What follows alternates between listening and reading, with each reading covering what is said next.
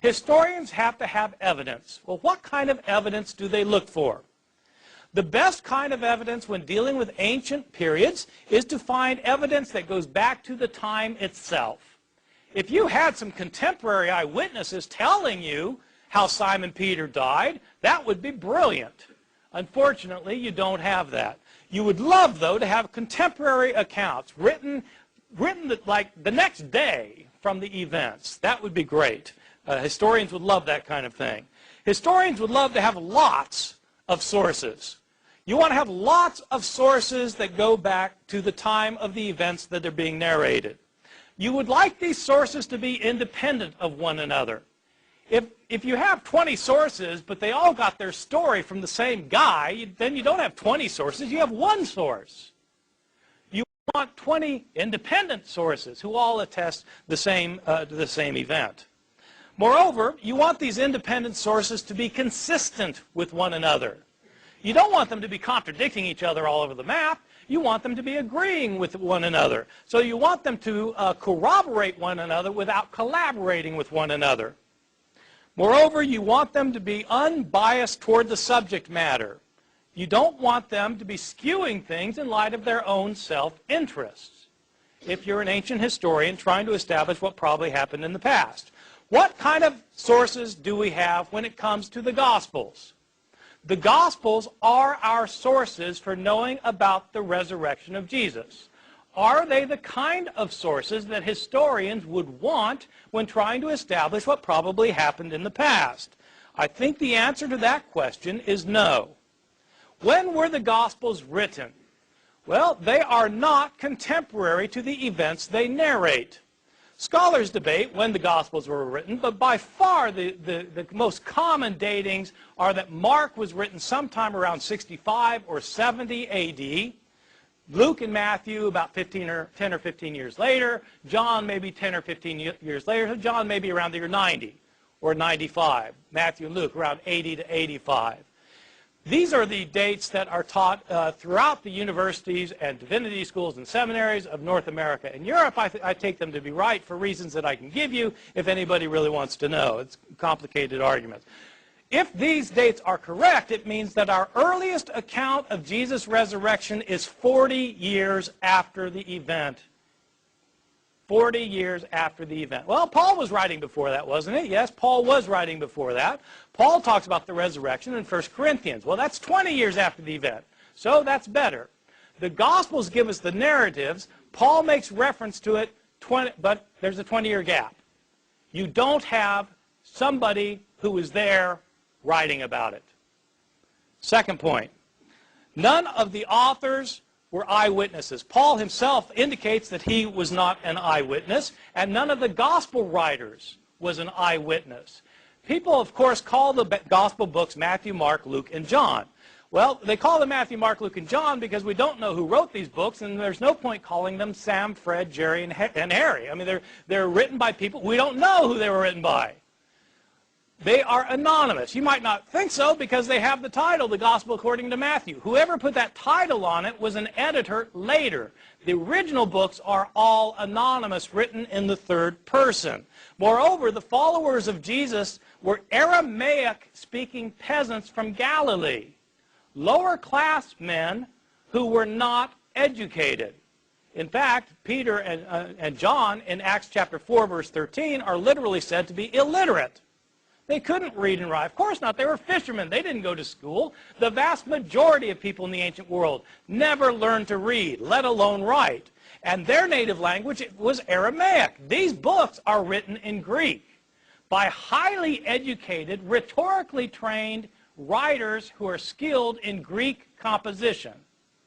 Probably not disciples and don't claim to be disciples. Where did these authors get their stories from? Well, if they were not disciples of Jesus, they must have heard the stories from somebody. Who heard the stories from somebody, who heard the stories from somebody, who heard them from somebody.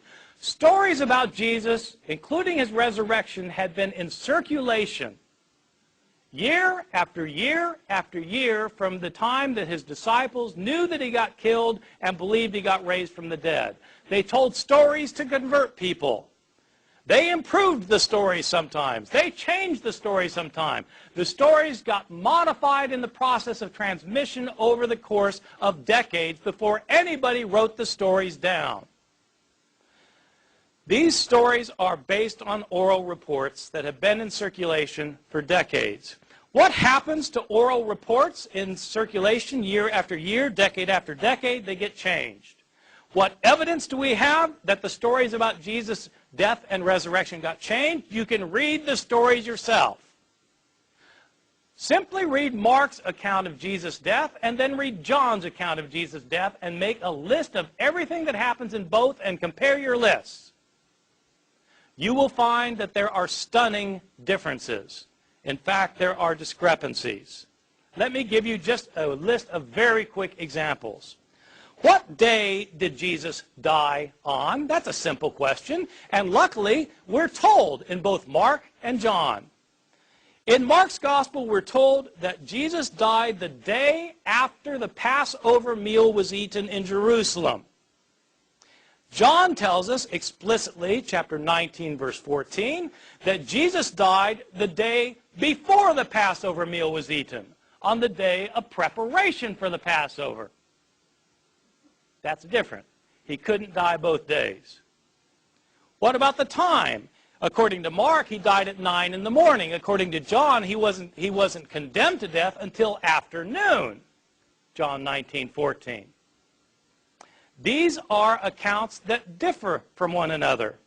Did Jesus carry his cross the entire way to Golgotha, or did Simon of Cyrene carry it? It depends which gospel you read. Did both robbers mock Jesus, or did only one of them mock him and the other come to his defense? It depends which gospel you read. Did the curtain in the temple rip in half before Jesus died, or was it after he died?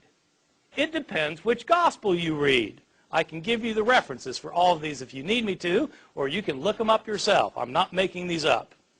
Those are just differences about Jesus' death. What about differences in the accounts of his resurrection? Well, who went to the tomb on the third day? Did Mary Magdalene go alone, or did Mary go with other women? Depends which gospel you read.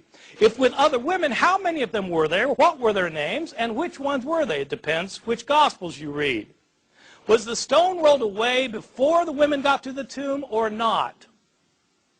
What did they see in the tomb? Did they see a man? Did they see two men? Or did they see an angel?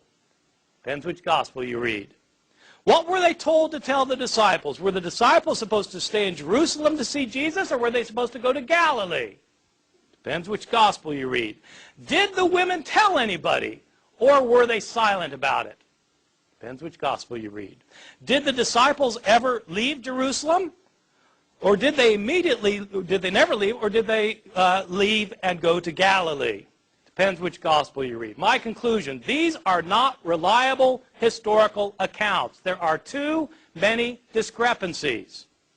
The accounts are based on oral traditions that have been in circulation for decades.